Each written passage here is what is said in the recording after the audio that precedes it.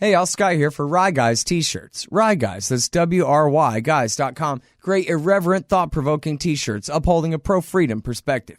Inspired by such classic humorists as Mark Twain, H.L. Mencken, and Oscar Wilde, they invoke the wit and wisdom of the past to satirize modern myths. These high-quality shirts for men and women look good and feel good, and they make great gifts. Use the coupon code SCOTT for 15% off. Rye Guys t-shirts at ryeguys.com. That's W-R-Y guys.com. All right, y'all, Scott Horton Show. Check out the full archives at scotthorton.org. More than 4,000 interviews going back to 2003. And check out all the new stuff at libertarianinstitute.org/Scott Horton Show. Follow me on Twitter at Scott Horton Show as well. All right, introducing our friend Patrick Cockburn. He is Middle Eastern correspondent for The Independent in Britain, and he's the author of a great many great books. The most recent is The Age of Jihad. And he's got a lot of great articles. One of them is running today on antiwar.com, and that's about Tal Afar. The battle to drive ISIS out of Tal Afar will be bitter and bloody. Welcome back to the show, Patrick. How are you? I'm great, thanks. I really appreciate you joining us again here on the show. And first of all, how many weeks? I know you're back in the UK now, but you just got back from Iraq, correct? Yeah, I was in Erbil in northern Iraq, which is just sort of to the east of Mosul, and so I was covering that story and on the outskirts of Mosul. Mm. All right, so good times, and then so let's get to Tal Afar in a minute. But first of all, you have this one from the other day: Iraqi troops in Mosul could be Trump's first crisis. And I guess this is the question that we had asked, kind of pondering the future. Are they going to flee, or are they going to really stay and fight in Mosul? And it seemed like, am I right, that early reports seemed like maybe mostly they were running away to Syria to try to fight another day? Well, there seemed to be, early on, their sort of morale seemed a bit shaken. I mean, that some of the fighters didn't want to fight. They seem to have executed a lot of people very publicly, hanging them from electric poles and from bridges, and now they're fighting very hard. It's difficult. They've got whole networks of tunnels, so you see the same area being captured by the Iraqi army, so 1, 2, 3, 4 times, and then ISIS comes back. I guess one of the questions that's sort of remained a question even during the actual attack on Mosul is just how coordinated are the Kurdish Peshmerga, the Iraqi army, and the Iraqi Shiite militias, and how closely do their agendas coincide at this point? Well, that's the big question. I mean, the big surprise was that they reached an agreement in the first place. I mean, that was probably a big surprise, a nasty surprise for ISIS. Was they really don't like each other, and I think the Kurds are still pretty nervous having a large Iraqi, essentially Shia army right next door, and with big detachments of Shia paramilitaries, militias as well. There was an agreement that the Iraqi army would go into Mosul, but not the Shia militias or the Peshmerga. But now we'll see what happens. If the fighting goes on and they can't take Mosul, do they bring in the Shia militias? It mightn't be obvious that they're doing so, because in the past the militias have just changed into federal police uniforms. Mm-hmm. There wouldn't necessarily be an announcement. The Peshmerga are a bit less likely they'll get involved, but they're just on the edge of Mosul as well. And what about the Iranian Quds Force? They're not there that, for so far as one can see. I mean, they have influence, obviously, within the Shia militias. And also the Iraqi army, I mean, it's very much a Shia army. I mean, I was in one town, Karakosh, which they'd captured from ISIS. ISIS didn't really fight for it. It's a Christian town. Just to the east, about 12 miles out of Mosul. I came to one checkpoint on the road manned by the Iraqi army. And they were distributing sort of tea and biscuits. It was rather nice. But the reason they were doing it was that there was a big Shia festival coming up called the Arba'in, and they normally do this. I mean, Shia do this to celebrate this festival. So it made the point that these units are all drawn from Iraq's Shia majority. Mm-hmm. Yeah, well, it's certainly been that way. That's sort of how we got here. People have to check the archives, right, at the Independent and our old interviews going back for that. And so now what about the Sunni tribes? They've said they found some, awakening, quote unquote, type of tribes to join this fight, right? Yeah, I mean, they're sort of coming in. That's not quite, this is often presented as the Sunni tribes are involved, so the Sunni of Mosul won't be frightened. But often these are parts of tribes who are anti-ISIS and probably got defeated by ISIS, or a lot of their family members got killed. So a lot of these, when these people come back, they're not exactly going to make noise. I mean, they're going to sort of. There's a lot of these people are pursuing vendettas against people who killed their family. Yeah, it's a funny atmosphere there. It's sort of presented that everybody's going to be nice to civilians and so forth. But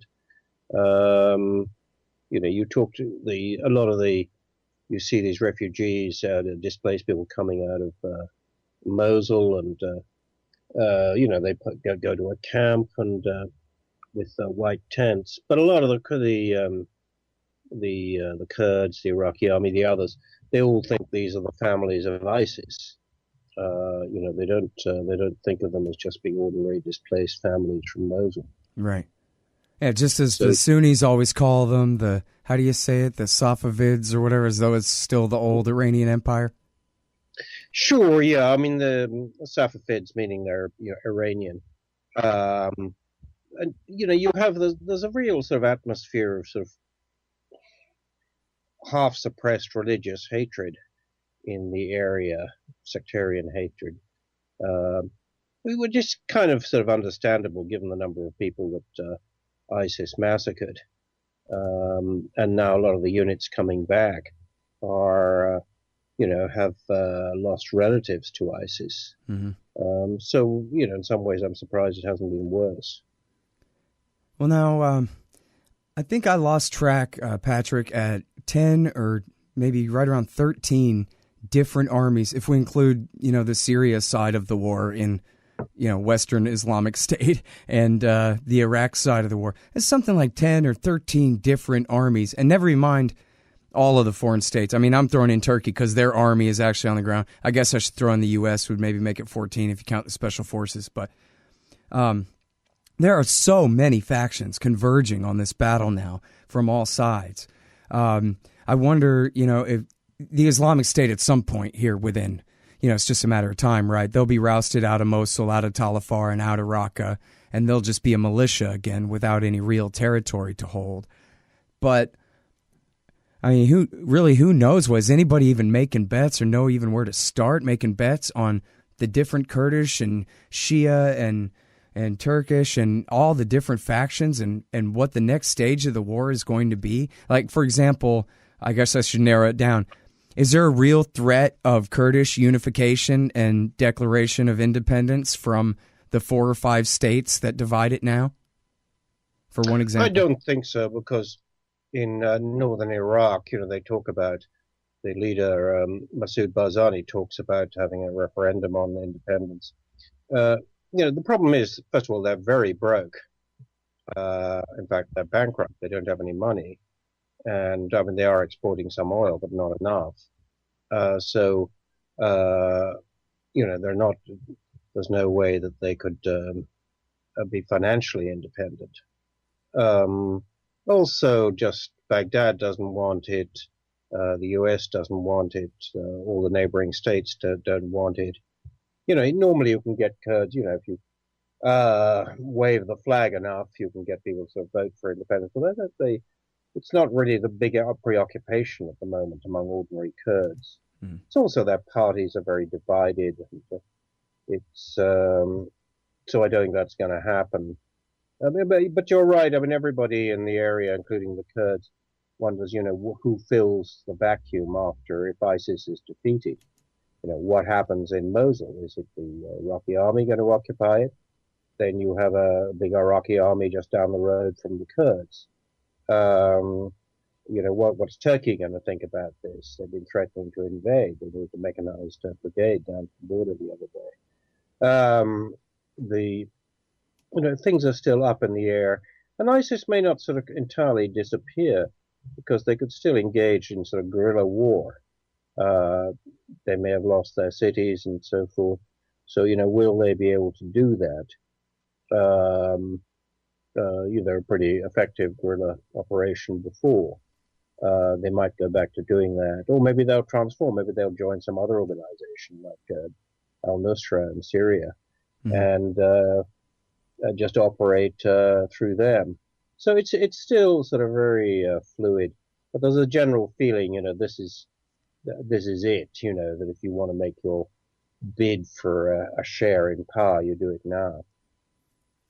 All right, now, I think it was, I can't remember where I read it. I think maybe it was the New York Times. They were saying that part of the reason that the Americans are bogged down, or why the whole effort really is bogged down there in Mosul, is because unlike in Fallujah and Ramadi, where the civilian population largely fled before the worst of the onslaught, the population in Mosul are basically trapped, which deprives the U.S. of the opportunity to just carpet bomb the place like they did to Ramadi.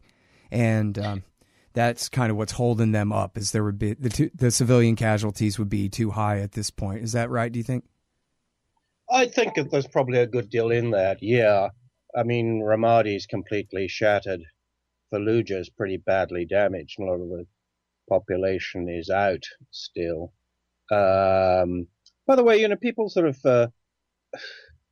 this is all a bit nastier than the way it's presented. In Fallujah, a lot of displaced people left the city, passed through Iraqi army lines when they were attacking it in the summer.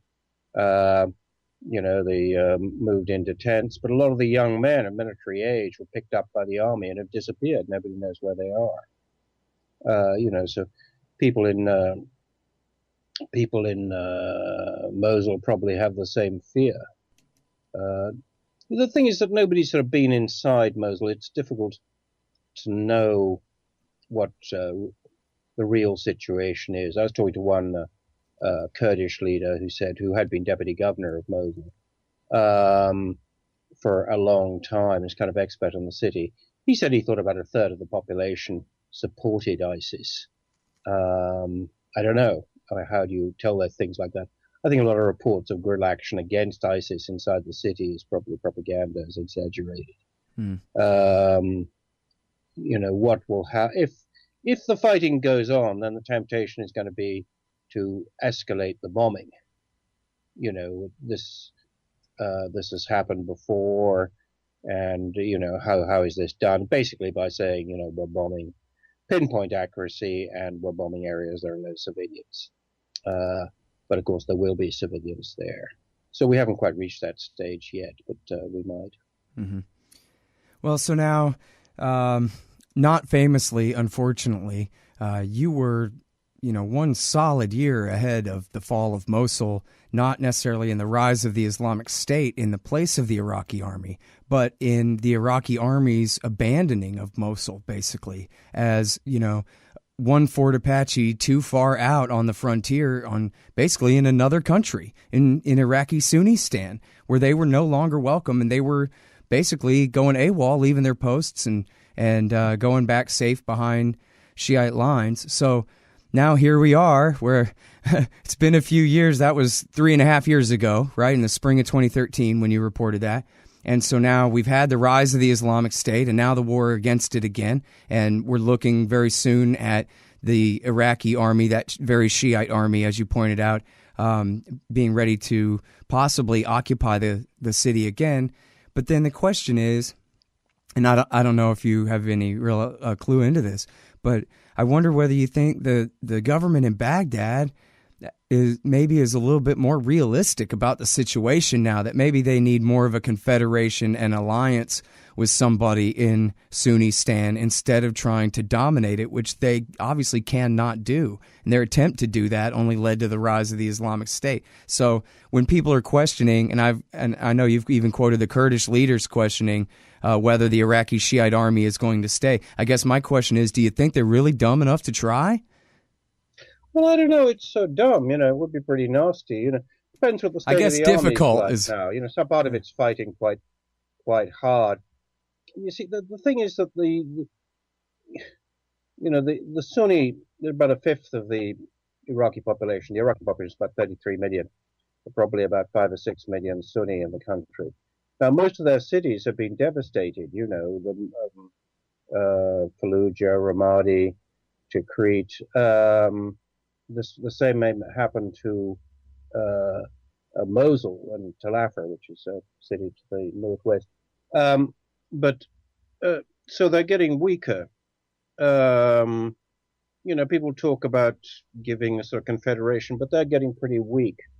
So it may well be that Baghdad thinks it can dominate things, and they may be right for the moment. Mm-hmm. But the thing is that, as I said, people are getting sort of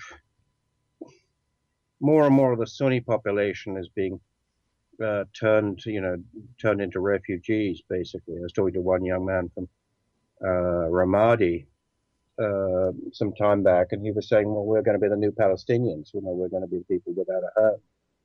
And they might end up that way. And they don't really have, any leaders apart from ISIS. There isn't any sort of moderate leadership. There isn't any really leadership to talk to the government. There are some tribes, but that's not really enough. Mm. You drink coffee, I drink coffee, just about everyone drinks coffee. So why bother with anything but the best? Darren's Coffee is roasted at his new shop in Claremont, Indiana. And coming soon, you can order on Amazon and support the show by using Scott Horton's affiliate link. DarrensCoffee.com. Because everyone deserves to drink great coffee.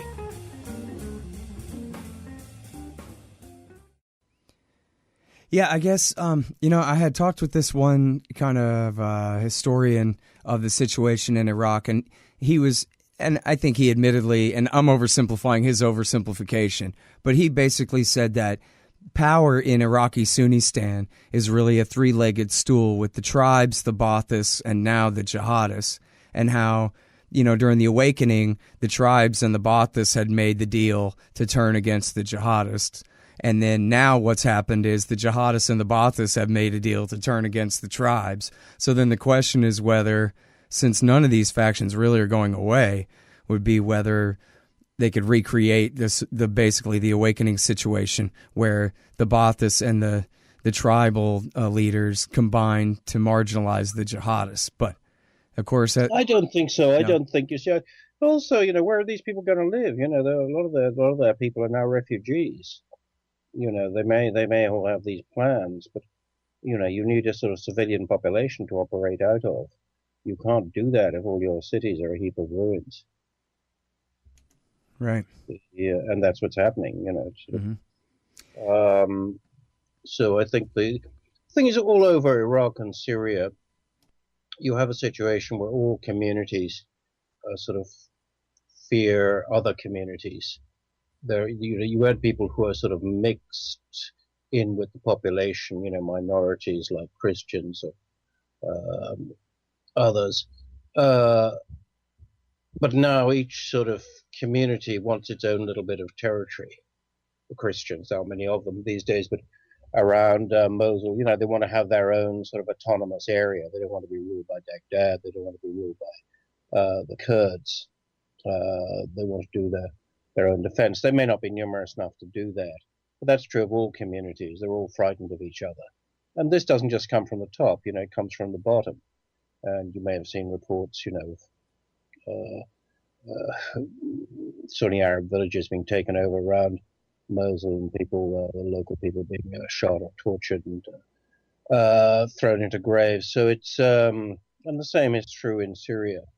You know, this sort of thing, has been happened earlier in Turkey. Turkey, 1914, 20% Christian. 10 years later, about 1% Christians. They're all either dead or in exile. So, this is one more area where you had a mosaic of communities that now a few communities are merging out on top, and the other ones are dead or having to run away. Yep. Yeah, boy, if only we could have a do-over of 2003, I'll tell you. Yeah, they really let they started things going then, didn't they? Yeah. All right, now, so Kirkuk.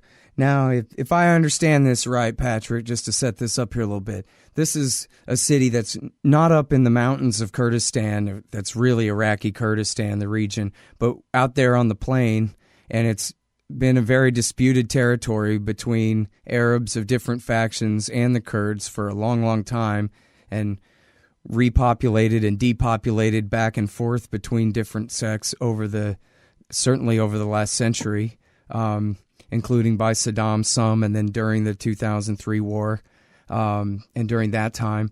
But so now, I guess, my understanding is the Baghdad government, that Shiite government, and the Iraqi Kurdish government both claim Kirkuk basically as theirs, and any federalism in the Iraqi system be damned. They're nationalists when it comes to Kirkuk. And I just wonder, I don't know, part of the question would be, what's the population now in terms of like 60-40 or whatever, in who's Kurdish and Arab in the city, and who has the police power there? And I know that might be a ratio as well, and what you think might be the short-term future of the status of Kirkuk. Well, Kirkuk matters, because there are the oil fields there. That's what kind of made the city of Kirkuk.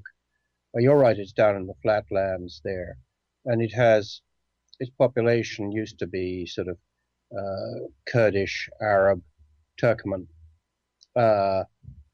In what proportions, this was always disputed. Maybe, let's say, they each had about a third. Then in 2003, the Kurds who said they wouldn't take it marched right in and took it. I remember I was there that day. And I remember actually a senior Kurd saying, "We're only here for a bit. We're restoring order. My men will be out of here in 45 minutes. That was in 2003. They're still there. The Kurds run it.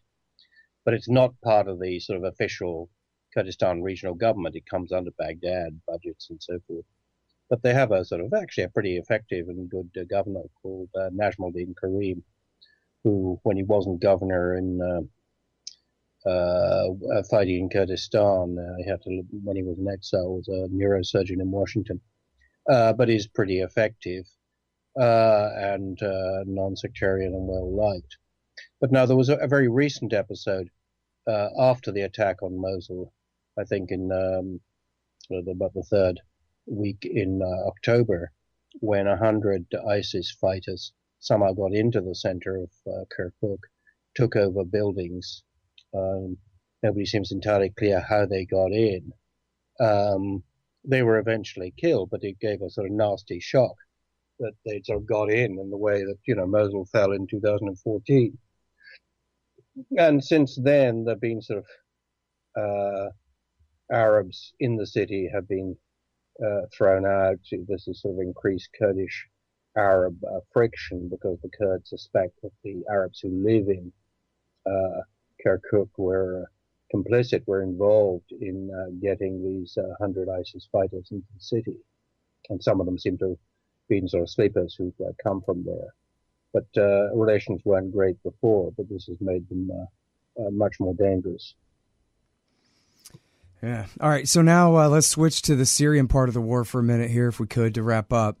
I'm sure you're aware of this Washington Post story that says now, post-election, we're not sure if he was trying to stop Hillary, or if he basically, after Trump won, he decided to go ahead and do what he always wanted to do and what Trump wants to do, which is abandon CIA efforts to support the mythical moderates and go ahead and let Assad and the Russians take them on, as well as the Islamic State there. I wonder what effect do you think that'll have in the near term here anyway, in the lame duck period? Well, depends how quickly things move. Rather like Mosul, we have a siege of East Aleppo with the Syrian army outside, with various Shia militias from Iraq and Lebanon supporting them, 5 or 6,000 people inside, fighters inside. Nobody quite knows how many civilians are in there. The UN says 250,000. How many people believe that it's less? But anyway, quite a lot of people. I doubt if they'll be able to fight their way in very easily, because it's a war in the streets, and you've got very tough fighters, and it's difficult to use tanks. Even if you bomb everything, you turn buildings into a ruin that may be even easier to defend. I think for quite some time it's been evident that the US had decided that its priority was getting rid of ISIS, and the whole attempt to produce a sort of pro-US, pro-Western armed groups that were anti-ISIS but were also anti-Assad, had just been a disaster. The group they did focus on, as being anti-ISIS, was the Syrian Kurds. So they seem to have rather given up on that quite some time ago. And it's been pretty evident, it seems to me, that Assad was not going to go since the end of 2012, because he controlled a lot of the country and was supported by Russia and Iran and so forth. Mm-hmm. So in a way, it's sort of recognition of reality. Sure. I think they thought so too, right? They just decided, well, but let them keep fighting and fighting and fighting. Yeah, they did. It's kind of Kissinger's awful remark about the Iran-Iraq war. I hope they both lose, and many people are going to get killed. But so they felt they didn't like either of them, so they were fighting. But it was also, Islamic State changed that a bit. I think that was their policy prior to that. Of course, I think that whatever they said about, we must end this war, the kind of political military establishment in America and in Britain certainly thought, this isn't going to really affect us very much. But first of all, it destabilized Iraq, and then in last year, in 2015, ISIS suddenly starts launching these attacks in France and Brussels and elsewhere, and then there's the great sort of crisis over migration of Syrians from Turkey to Europe. So they thought it did affect the rest of the world. So I think that their willingness to sort of let things just bubble away is much reduced this year. They really do want to get rid of ISIS, and their enthusiasm for getting rid of Assad, I think, is right down. Yeah. Although, as we talked about before, the best you can do, you can make them a militia again. You could destroy the Islamic State, their little so-called caliphate. Its days are pretty much already gone. But Assad and Russia and Iran and Hezbollah and everybody fighting together with America out of the way, and even assuming America insists that our allies stay out and quit funding the so-called rebels and all that, still, you can't really get rid of these guys once you create them. This is Al-Qaeda in Iraq, right? The majority of the population, most of 60% of Syrians are Sunni Arabs. Now, not all of them are on the rebel side, but it has a pretty big constituency. You can't just get rid of them. So, this is quite a long way to go yet, and obviously, just like in the States, everybody wonders what the impact of Trump is going to be. Who is Trump going to appoint? All these people seem pretty weird, that there's Trump saying non-interventionist policy, but you have people, super interventionists like, the various candidates being considered. So, it all seems very messy. Nobody quite knows what the outcome's going to be. And I'm sure, ISIS commanders just sort of studying the news along with everybody else, wondering what it means for them. Yeah. Well, I guess I'm placing my bets on they're going to rejoin the al-Nusra Front as the Americans start bombing them, and they're going to kind of move towards each other, maybe. I don't know. Yeah, we'll see. As you said, there's an incredible number of players involved in this. Nobody quite, not all of them want to get a share of whatever happens at the end of this war, but they don't. It's too late for them to back out now. Yeah. But also, the whole sort of there's a sense in Europe, after the Brexit vote, that things are there's sort of smell of disintegration around, and now with Trump elected, there's a feeling that everything's getting more unstable, not just in the Middle East. Yeah. All right, now, so last question here, Patrick, and I'll let you go, but just kind of hypothetically speaking, I mean, certainly we've seen Kerry and Lavrov try, that is, the U.S. and the Russians try, and it makes sense that we could get the Iranians, the Syrian Ba'athist government.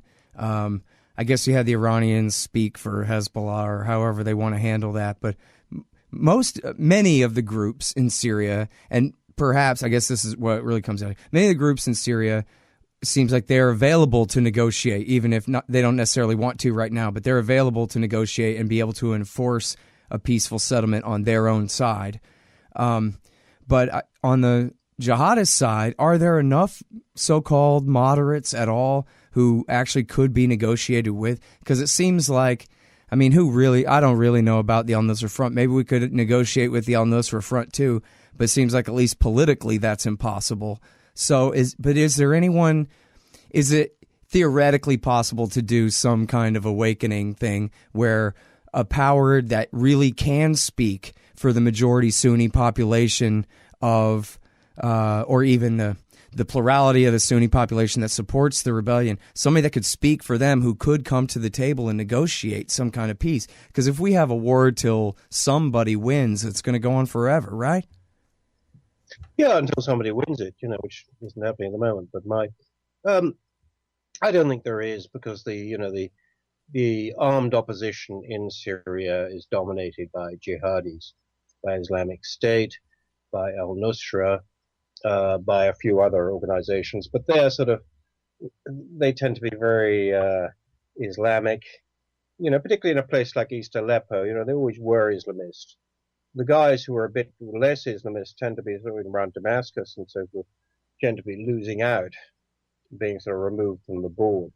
So in a place like East Aleppo, maybe al-Nusra is only about 20% of the fighters, but they are the best fighters, and they tend to coordinate things. So they're sort of in control of the non-ISIS armed opposition.